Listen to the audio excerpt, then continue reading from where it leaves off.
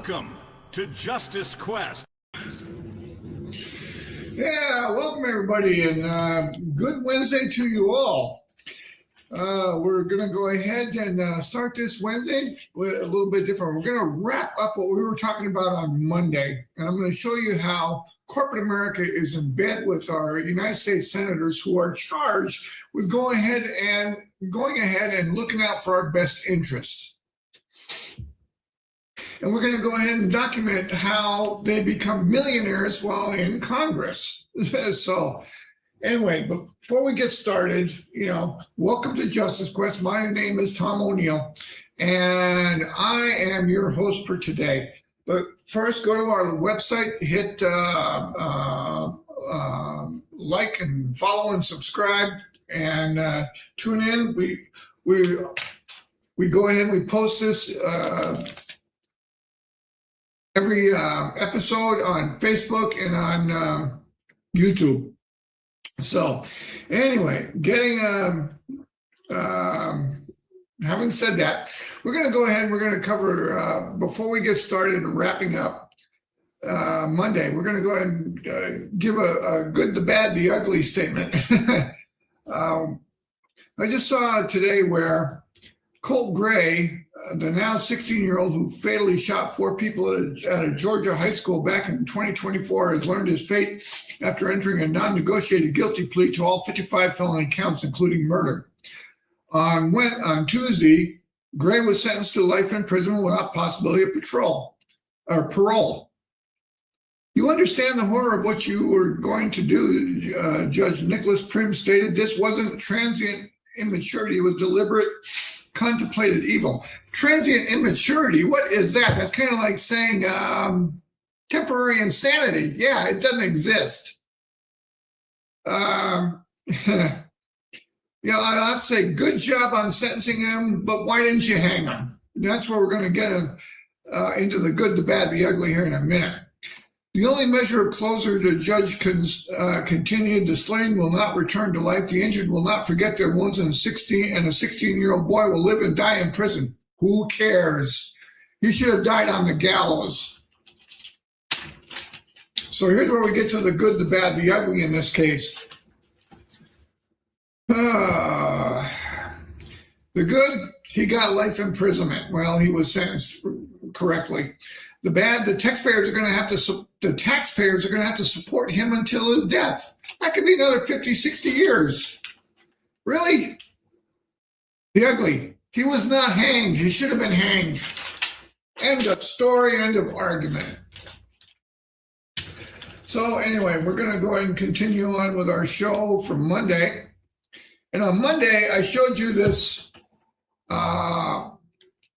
brochure, the 200 mile per gallon carburetor, and it was in Popular Mechanics, back in the early 80s. And I sent my $4.95 in, got a copy, and I started reading about it.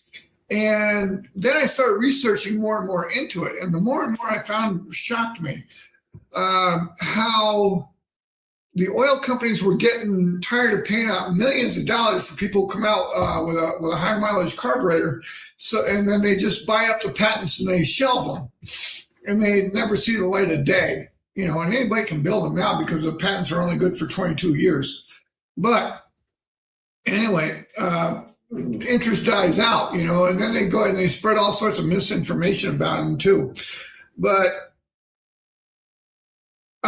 we sit there and we documented how they used the Clean Air Act. The oil companies used the Clean Air Act to go ahead and institute an OEM, which is original equipment manufactured. Anything coming in that needs to be replaced has to be OEM equipment. No matter how clean the car burns, if it's not OEM, it won't get licensed.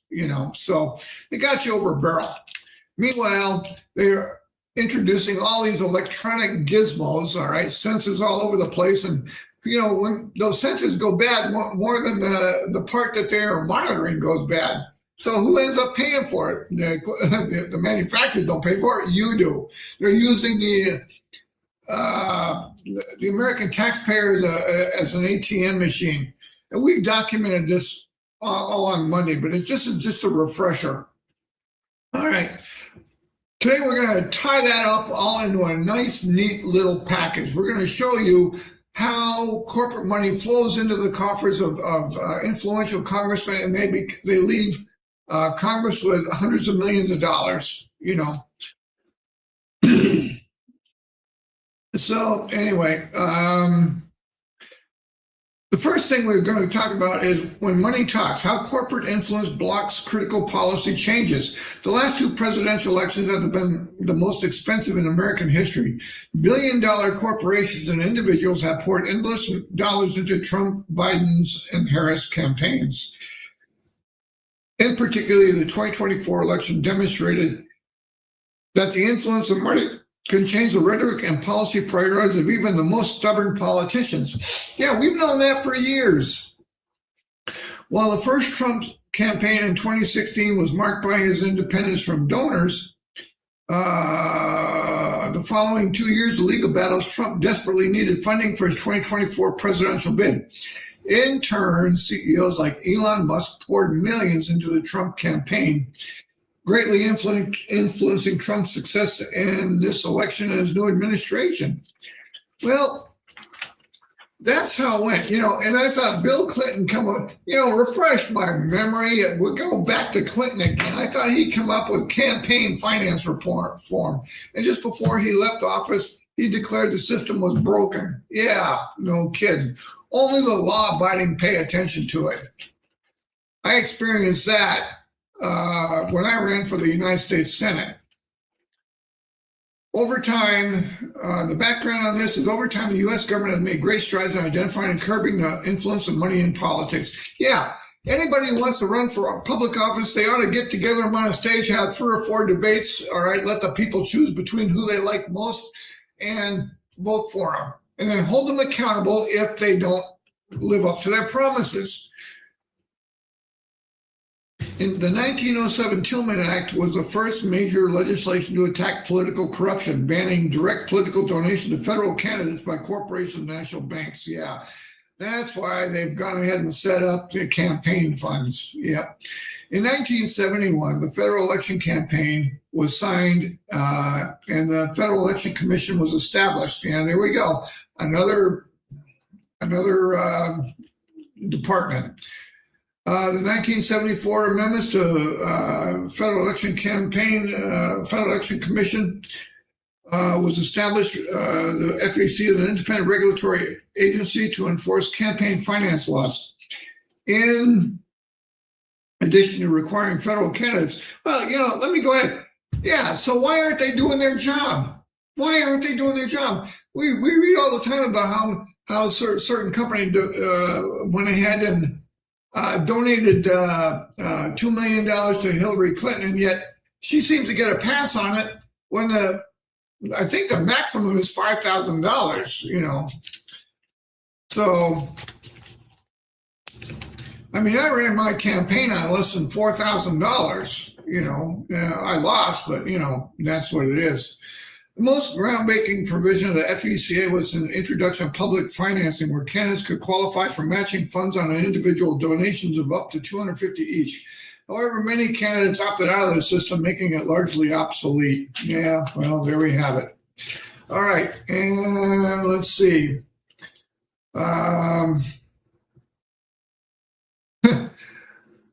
However, this is something interesting. In 2008, Citizens United, a nonprofit organization, released an unfavorable document about a Democratic primary candidate titled Hillary, the movie. I wonder who the candidate was. The FEC considered the film to be electioneering and blocked the release of the movie as it was under the 60-day limit. Really? Come on. Let's see. All of this raises the question, does this actually influence federal policy? Of course it does. The answer is yes. One place to look is in one of America's most powerful industry, the energy sector. The large oil and energy firms like Chevron, Conoco, Devron, coupled with trade associations, poured $13,895,000 in the Congressional Leadership Fund. Yeah. And the Senate Leadership Fund, conservative super PACs committed to getting Republicans elected into public office. Yeah, well, that's how it works, people. These people go ahead and want to get elected into office. They promise all sorts of things, but behind the scenes, big corporations are giving them money to go ahead and swing their votes their way, the way they want them to go. How can I prove that? Right here. That's I downloaded off the internet, called Pfizer Incorporated. All right, Pfizer is a pharmaceutical company, and I want to go ahead. They since 2007 they've donated $10,025,924. All right, in the current election cycle they donated $607,000.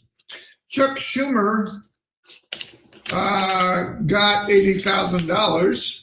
Nancy Pelosi got $34,500. Mitch McConnell got $68,499. Yeah, you know what? This is how they leave Congress millionaires. Senator Rand Paul, this was a shocker to me. He got $23,000. Robert Casey, he's being considered for the Democratic potential for president out of Pennsylvania. $62,500. All right. Liz Cheney got $3,500. Kelly Armstrong, our governor right now, got $5,000. Marco Rubio got $28,500. All right. Yeah, all the Democrats, they got a lot of money out of this. So let's see. But there is one. Kevin Kramer got $9,500. Okay. Ted Cruz, here's the two surprises. $0. Representative Chuck Fleischmann, $0.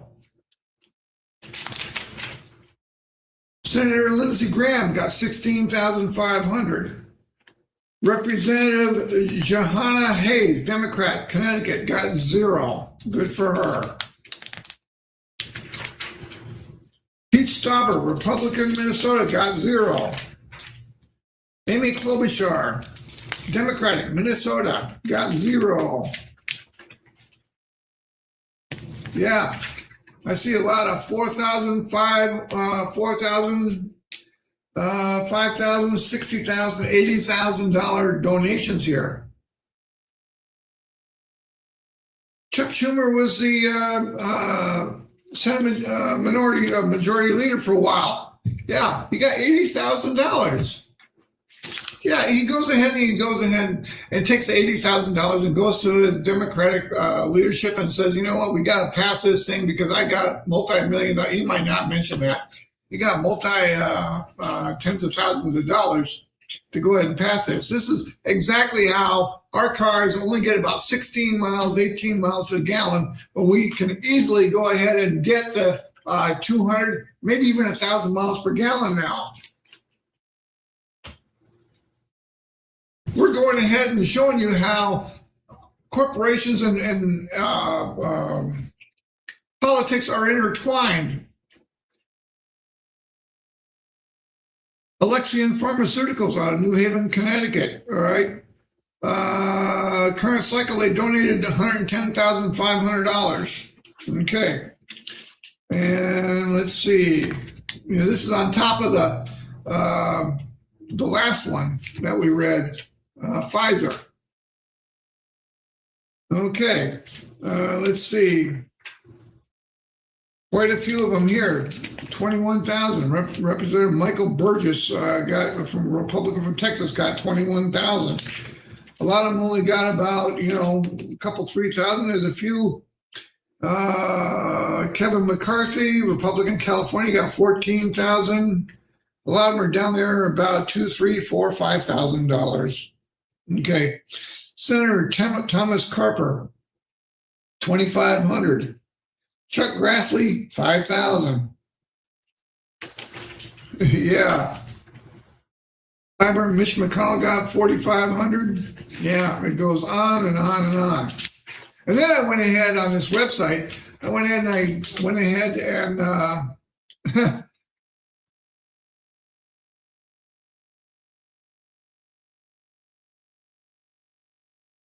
downloaded, researched certain names. All right. Senator John Hoeven has collected $131,700 since 2007. Yeah. Kramer, current cycle 0, but he's got 48,500 from this company. 48,500 since 2007. Representative McMorris Rogers, since 2007, $544,550. It's almost $500,000.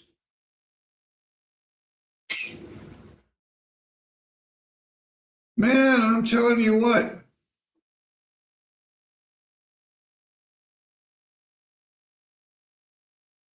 Campaign contributions from pharmaceutical companies from 2007 to 2022. Merck, 30,000. Genentech Incorporated, 28,000. Astellas Pharma, 18,000. Amgen, 64,000. Pfizer, 35,500. Synovian Pharmaceuticals, 5,000. Alexion Pharmaceuticals, 7,500. AbbVie Incorporated, 37,500. Gilead Sciences, 11,000. Bristol Myers Squibb, 27,000. Johnson & Johnson, 31,000. Association for Accessible Medicines, 7,500. All this adds up, people, and it goes on and on. It goes down through 2 pages here. I'm not going to go through them all, but we're all familiar with Bayer. They donated 8,500 to the, let's see, who else is on here? Quite a few of them. Teva Pharmaceuticals, 6,000. Sanofi, 7,500. Vertex, 10,000. Eli Lilly and Company, 15,000. Yeah, this is how it goes. All that money goes to your senators and representatives, people. You know. And I don't know how much more we can go ahead and document this, but this is how they go in there dead broke in the Congress and come out millionaires, multimillionaires in cases. Who was it? Ilhan Omar went ahead and just said that the millions of dollars she made, was a accounting error. Yeah, right. She's getting fed by the Somalis. And this is the way it is, people. We can't go ahead and let this go on and on and on. When we elect people to Congress, they have to be upstanding citizens. We can't go ahead and keep electing people that just because they got the flashiest ad and the biggest smile. We got to elect people that are going to actually do something. All right. First thing I would have done was go ahead and amend the Clean Air Act. Yeah, go ahead and get force the automakers to go ahead and start producing high mileage vehicles. No, they keep getting lighter and lighter. A Buick V8 back in 1932 got 199 miles per gallon. Yeah. Documented. You got a patent on it. All right. Johnson & Johnson proposal. Wasn't Johnson & Johnson on one of these? Yeah, they donated $31,000 to the Political Action Committee.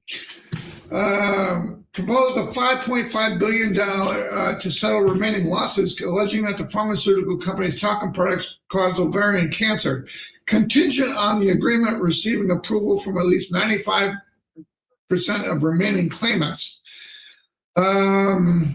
The drug giant has faced more than 90,000 federal and state lawsuits over the past decade involving its talc-based products. Talc is a mineral that can be contaminated with asbestos, a toxic substance that can occur near talc deposits and has raised health concerns due to its alleged links to ovarian cancer. If they knew this, why didn't they pull the product? Dollars. This is what we have going on in this country right now in amongst the corporate America. Is they prioritize dollars over safety. You know, we've taken a look at the Federal Food and Drug Administration. You know, in 1974 they were doing 54,000 inspections on food facilities a year. The recent thing was like 1,900 per year. They're relying on basically the companies to be honest, and as we can see with the recent thing on lettuce and everything else, yeah, that's not working, is it? If the FDA is not going to go ahead and do its job, I say put them on the chopping block. At least a 95% reduction in funding anyway. But I'll bet you their budget hasn't gone down. This is what I'm talking about, people. If these federal agencies aren't doing the job that they are being told to do or were hired to do, get rid of them. I once called Kevin Kramer on reducing the FBI's budget by 50%. That was just an attention getter. And then another 50% the year after that. Yeah, if they're not doing their job and they're going ahead and investigating congressmen who break the law, Hillary Clinton, Bill Clinton, treason, Barack Obama, treason. We've read to you the provision in the Constitution that after they leave office, they will be held accountable for their crimes.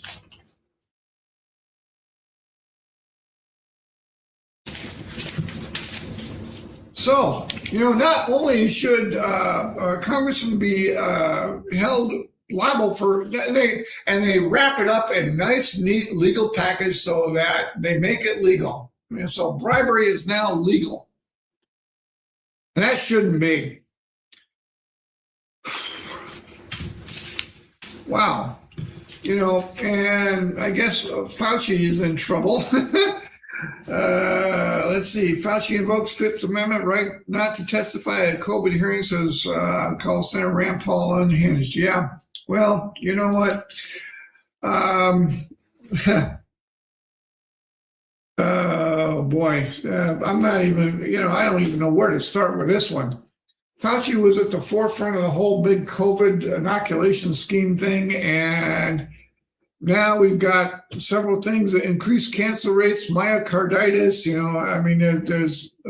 It's been linked to ballooning cancer rates. The whole 9 yards, and yet he is not going to jail. In fact, Biden issued a preemptive pardon for Fauci in the final hours of administration. All right. Fauci responded at the time by saying that he was the subject of politically motivated threats of investigation and prosecution. The doctor said he committed no crime. Yeah, I would consider murder a crime. We've got athletes dying of heart attacks, that were vaccinated. I am the only talk show host that probably hasn't been vaccinated. So, I remember when I got in the Air Force, I brought my shot records with me saying, yeah, I got all those when I was doing it. They injected me with the same thing again. Things that were inoculations that were supposed, why bother bringing your shot records with you? Doggone, man. Man, I don't even know where to go. Getting back to senators taking bribes, that's exactly what's going on. And they made it all legal. This is what we need to stop. And it's not just with the pharmaceuticals, but it's also with the in every industry going on. The coal mining industry, the oil industry, the defense contracting industry. Yeah. Somebody said Northrop Grumman spent like $1.6 billion lobbying Congress i.e. bribing Congress, and yet they got $400 billion in contracts, and I'm thinking like, that's a good return on your investment, boy. I'm telling you what. But the good book says, and when we go ahead and cover today's scriptural, and go to Matthew chapter 6, verse 19, do not lay up for yourselves treasures on earth where moth and rust destroy and where thieves break in and steal. But lay up for yourselves treasures in heaven where neither moth nor rust destroys and where thieves do not break in and steal. For where your treasure is, there also your heart will also be. Yeah. We've got people that are sitting there committing crimes in the name of the almighty dollar. Put your talents to good work. Go ahead and feed the poor. You've got the talent to make money. You're supposed to go ahead and take care of your fellow man. That may sound like socialist, but that's what God commands us to do. That not force us through taxes. And I don't know how this can go on and on and on. But I can see where God's getting tired of the whole mess, and he's about to say, time, gentlemen, last call, and we're going to go ahead and see a mass exodus of all the Christians here shortly, I believe. So anyway, with that, I think that's enough, and we kind of wrapped it up in a neat little bow, and that's what I was intending to do. So go ahead and like and follow us on our website. Go to the website, hit that donate now button and donate what you can. All right. With that, this is Tom O'Neill, and I'm going to go ahead and call her a day. And we will go ahead and we'll see you on Friday. What Friday's subject is, I don't know, but I will go ahead and come up with something. All right. With that, may God be with you, and we'll go ahead and talk to you guys later. All right. Bye-bye. Oh, we got a few comments here. All right. Name one politician that does their job and holds up all their promises without stealing from the American taxpayer. There isn't one. They all do it just to stay in office and get votes. Yeah, that's exactly what we've been saying. Yep. Name one politician. I can't. All right, let's see. Get rid of that one. Let's go to this one. She's getting fed off the American taxpayer dollars, pallets of money that were delivered. Yeah. Okay. And Nancy Pelosi treason, Chuck Schumer treason, everybody treason, get rid of them all, no matter what politician is. Yeah, exactly. This VMAX 40 has got a good point. The mood of the American public is getting pretty ugly. I just read an article about a shooter down in, I haven't verified this, but I just saw it on the news feed. A shooter down in Los Angeles went and killed 2 Muslims in a mosque, and police are responding. Yeah, they're doing the same thing to Christians, all right? They are here to go ahead and take over. They're not here to assimilate. They're not here for a better life. They are here to go ahead and spread Islam around the world, all right? They are here for world conquest. We did the same thing with Hitler. We got rid of the Nazis. And we need to go ahead and do the same thing with Islam. Every 60, 80 years, it seems to be that we have a new Hitler coming around. And it started with Napoleon. Yeah. We need to get rid of them. And we need to do it publicly. Ship them all back to where they come from. You want Sharia law? Send them back to Somalia, Egypt. There's over 50 countries in the Middle East that they can go back to if they want Sharia law. So don't buy into it. Sharia law is bad for America. I like my pork. I like my beer. So, you know what? And I'm not about to go ahead and give them up for anywhere. I like my dogs. I'm not about to give them up either. I like my Jell-O. I'm not about to give that up. Yeah, and Jell-O's on the list of foods not to eat because it's made with gelatin and pork. So with that, thank you for watching. Thank you for tuning in, and we will see you on Friday. Okay.